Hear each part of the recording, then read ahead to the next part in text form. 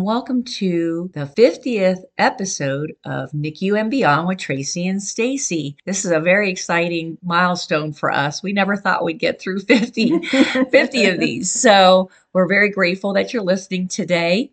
Our podcast today is going to be assessments for newborn and premature infants. So I'm going to talk about what the first assessment any baby ever gets. As soon as the baby's delivered, the baby will go to the warmer or the baby will lay on mom's chest, depending on the gestational age. The first assessment your baby gets is called an APGAR score. This is a scoring system, and the highest score you can get is a 10. Don't worry, your baby's not going to get a 10 right away. Might not even get a 10 for the 5-minute assessment. The assessments are done at 1 minute of age and at 5 minutes of age. And there's a timer on the warmer that the staff uses, whether it be the neonatologist or a respiratory therapist or a nurse that's trained in neonatal resuscitation. Scores are based on a few things. The first one is heart rate.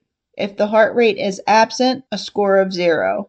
If the heart rate's below 100 beats per minute, the baby gets a score of 1. And above 100 per minute, the baby gets a 2. Then we check for the breathing effort. If it's absent, a 0, or the breathing is weak or irregular or gasping, they get a 1. If they're good in crying, they get a 2. Muscle tone, 0 for flat tone, not things like bringing their arms or kicking. A score of 1 is for flexing of the arms and legs. A score of 2 is for well-flexed or active movements of the arms and legs. Then we have reflex or irritability. This means that when we stimulate the baby, do they respond? That's a 0. If they grimace or have a weak cry, that's a 1, and a good cry gets a 2. Color is based on the color of the skin. Blue all over or pale is 0.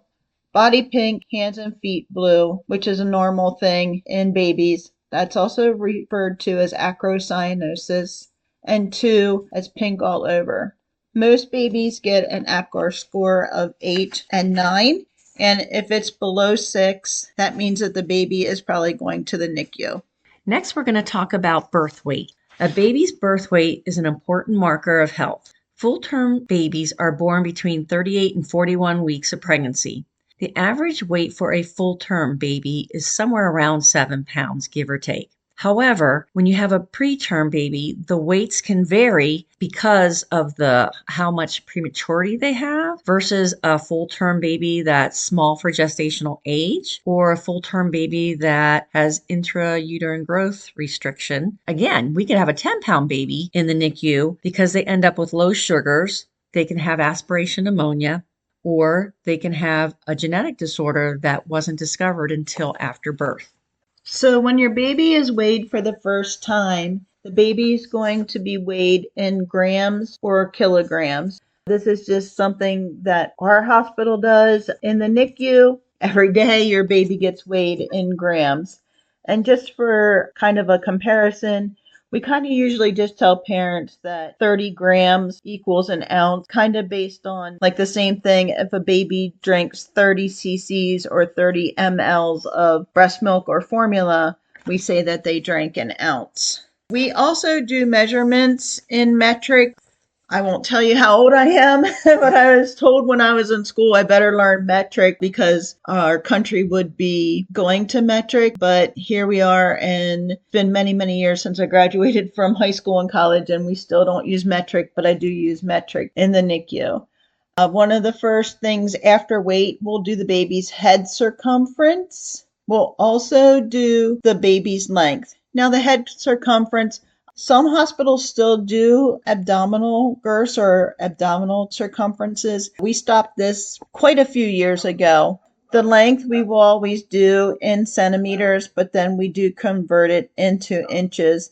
We send the parents, Angel Eye is a camera that we use in the NICU for parents to see their babies when they're not there. And the nurses can send the parents a text. And when I send the text, I always send the baby's weight in grams and then how many grams they went up. And then in pounds and ounces, this is what it is. Some of the other measurements that your baby will get right after birth, definitely the temperature. In NICU, we use Celsius. We like the babies to be anywhere between 36.5 to 36.6 degrees Celsius to 37.2 to 37.5 degrees Celsius. But I know that our newborn nursery does use the Fahrenheit scale for temperature. We'll also get a pulse rate. Preemies pulse rate usually are like 120s to 160s, depending on what the gestational age. We can get a newborn, and their heart rate usually is around the low 100s. Some babies even have a heart rate of 90. And thing about heart rate, when our babies, if they are born premature, when they reach the gestational adjusted age of 35 weeks, we do lower their lower heart rate down to 80 beats per minute, which means that a bradycardia is only going to be documented if the baby's heart rate drops below 80.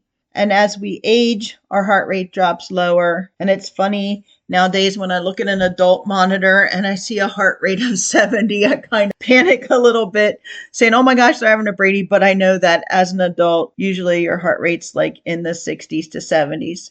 Respiratory rate is another thing that is part of the initial measurements of what we do with a baby. Respiratory rate should be between 40 and 60 breaths per minute. And we do, when we assess this, we either listen with a stethoscope or have our hand on the baby because babies are belly breathers. And so we can see that if the respiratory rate's greater than 60, we don't allow the baby to bottle feed or breastfeed because this increases the chance for aspiration. Sometimes full-term babies can come to the NICU because they're breathing too fast, and it's called transient tachypnea of the newborn. I don't know if we touched on that before or not, but that could be one thing that we do a podcast on. Usually respiratory rate between 40 and 60. We also do blood pressures on babies when they're first admitted, and we always do that in the right arm. Blood pressures differ with the gestational age of the baby, so I'm not going to go into that. And next up is how we do head-to-toe assessment. The next part of the physical exam is basically the different body systems, such as the general appearance, which looks at the general activity and the muscle tone, the posture, and the level and consciousness of the baby. They also do skin, looking to see at the skin color, texture, the nail, and rashes. And this could really vary when you have a premature infant. In the head and neck, this looks at the shape of the head, the soft spots, which are the fontanelles, but they also look at overriding sutures or open sutures, which is a whole different diagnosis and another upcoming podcast that we can discuss about this. They also look at the bones across the upper chest. It's like the clavicles. The face, this looks at the eyes, ears, nose, and their cheeks. The mouth, they look inside the mouth to see how high the roof of the mouth is. Palate, it's also called. The tongue and the throat. The lungs, this is also very important when it comes to premature infants. That looks at the sounds the baby makes when he or she breathes. This also looks at breathing patterns. Heart sounds and pulses in the groin. Again, that's a little more in-depth conversation, but we'll save that for another podcast. Abdomen, this looks at any masses, hernias, or bloatedness, I think, of the baby. And bowel sounds. Thank you, Stacy. Genitals and anus, this checks, of course, the baby has open passages for urine and stool. And lastly, they do look at the arms and legs.